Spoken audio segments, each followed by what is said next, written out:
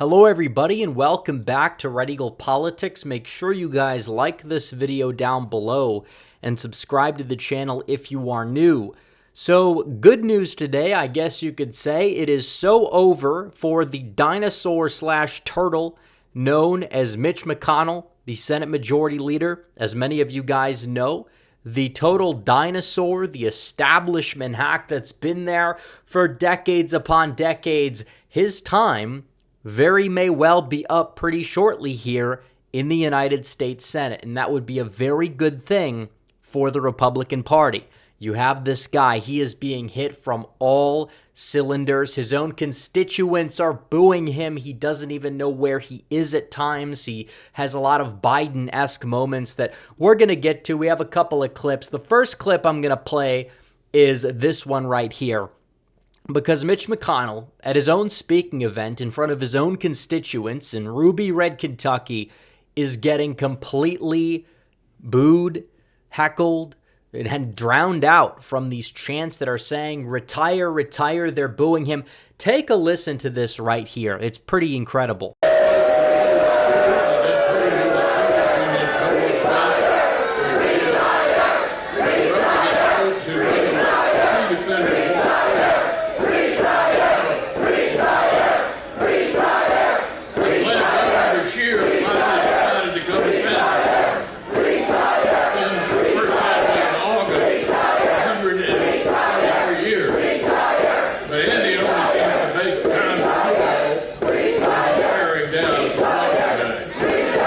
So you're seeing this. McConnell is despised by everybody. Who exactly likes Mitch McConnell? The only reason why he won in 2020 was because he was going up against a Democrat who compared Trump's election to 9/11.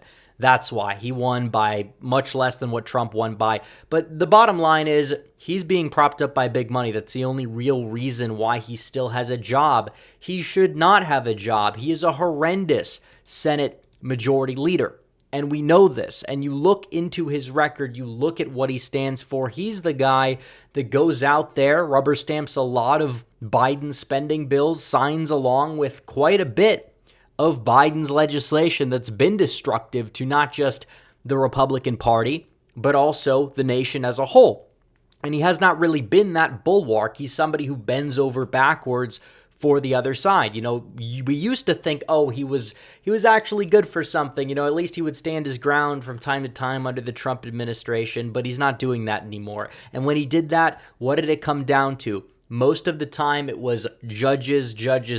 Half of those judges, by the way, consistently stab us in the back and side with our opposition time and time again. Thank you, Federalist Society. Thank you, Mitch McConnell. Wow, that's such a great effort that he's really putting in there for the conservative movement, the Republican Party. Not exactly the best job. And on top of that, one could attribute the Republican loss in the 2022 midterms.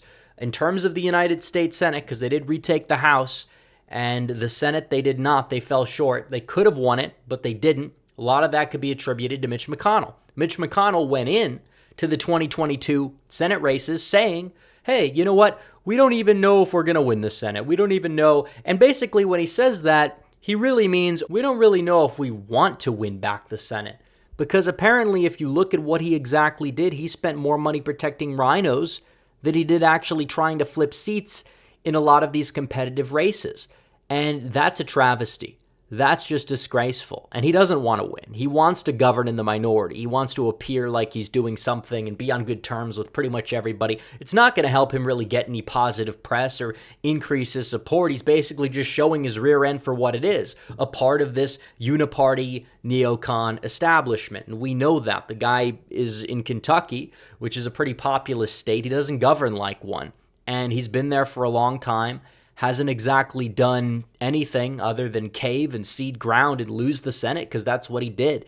And look at where he sent money. He sent a bunch of money into Ohio. I don't know why. We were going to win Ohio regardless. We didn't need to send the money into Ohio. A lot of money was going into places like South Carolina even, Alaska, to save a rhino, Lisa Murkowski, over Kelly Tshibaka, who is an actual Republican, an actual conservative. But Murkowski, somebody who votes with Biden and voted with Obama like 70+% of the time, he was working overtime to save her job in the general election. If that money went to Nevada, you would have had at least 50 Senate seats there because Adam Laxalt would have been able to win with that money, the millions of dollars he was sending there. If he was going to send money to Alaska, should have been sending it to Kelly Tshibaka so Murkowski would lose, and that's like a de facto flip, a de facto pickup. But no, McConnell didn't want to do that. He was sending money into a lot of these states that didn't exactly need the funds. And as a result, you look at races like Nevada, and I think Georgia, at least in round one, because in round two, we know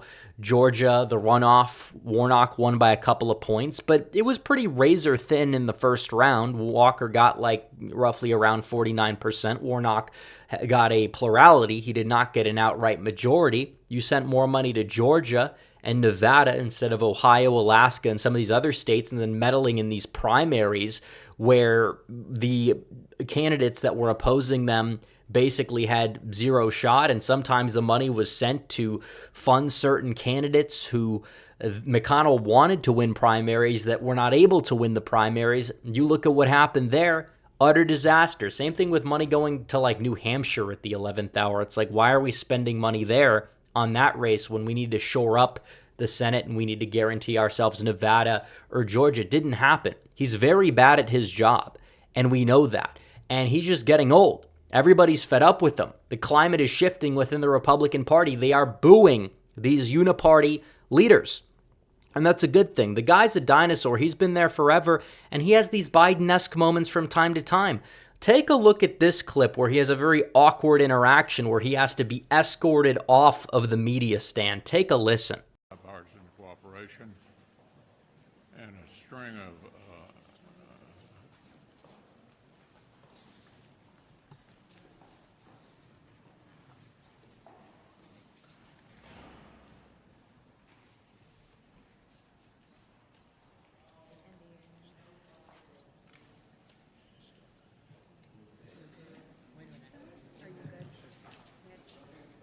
Okay, Mitch? Anything else you want to say, or should we just go back to your office? Do you want to say anything else to the press? Go back. Go ahead, John. I'll take it. Let's go back to you. Go ahead, John.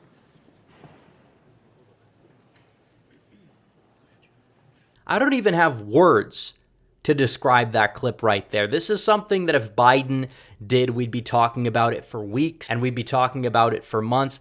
This guy has got to go. He is not fit to be majority leader, not in policy and also not mentally. And it kind of just shows you that he's a dinosaur that's controlled by the uniparty. He's controlled by the donors.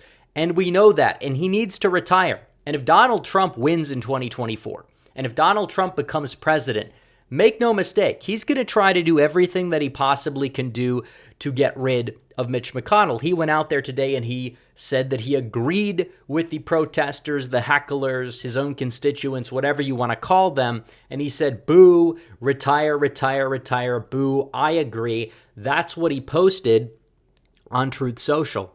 And it's very true. And you look at Donald Trump, and Donald Trump has had this tendency of getting rid of a lot of members within the GOP establishment. He worked overtime to get rid of Liz Cheney, and he got rid of Liz Cheney, and she was ousted in a primary. Now, if he becomes president, he's that leader of the party, once again, undisputedly, by the way, at that point, and he's going to be the chief executive. Make no mistake, he's going to do everything in his power to try to make sure that Mitch McConnell is not going to be his Senate Majority Leader, which really begs the question, who will succeed Mitch McConnell? Because we know that the establishment prepares for these things. We know that the establishment has a bench. And when you look at this Newsweek article that talked about it, I know it's Newsweek. I understand that it's a more left-wing publication, but still, the bottom line remains the same here, that they have their lineup. And part of that lineup includes Senator John Thune, who Donald Trump called Mitch's bitch for an obvious reason. And he is supposed to be that next in line. He is the whip of the Republicans in that United States Senate. And on top of that, a lot of other people are saying he is the logical successor to McConnell if or when he decides to step down. So if Thune takes that mantle, you're not really getting somebody better. And then on top of that, John Cornyn is also on the Rolodex. He may be worse. I'd like to see him be primaried out. He's been voting ridiculously liberal on a lot of bills, co-signing with Biden's spending bills, supporting gun control despite being from Texas, of all places. Not really the best look there from what you see, but he is also in the leadership, and he is somebody who is being propped up to be potentially on that bench to be the next guy. And he's expressed interest at being the Senate Majority Leader, saying that's something that I'd like to pursue. That is not good right there.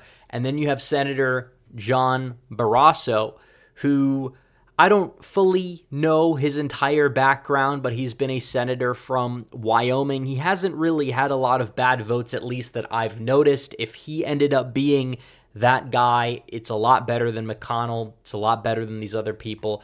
I don't know. We know Rick Scott has gone for it. He threw his hat in the ring. He lost the vote for this Congress to be Senate Majority Leader. But either way, what we know, McConnell's a loser. He's a sellout. He is a part of the uniparty. He is a dinosaur. And everybody can agree that he needs to go. And then we need somebody better that's in there that could be a solid Senate Majority Leader that will actually have a backbone and stand up for once. So anyways, guys, thanks for watching this video. Like this video down below, comment down below, subscribe to the channel, hit the bell for notifications so you never miss another video. Follow me on social media. The links are all in the description down below. As always, guys, thanks for watching. Red Eagle, out.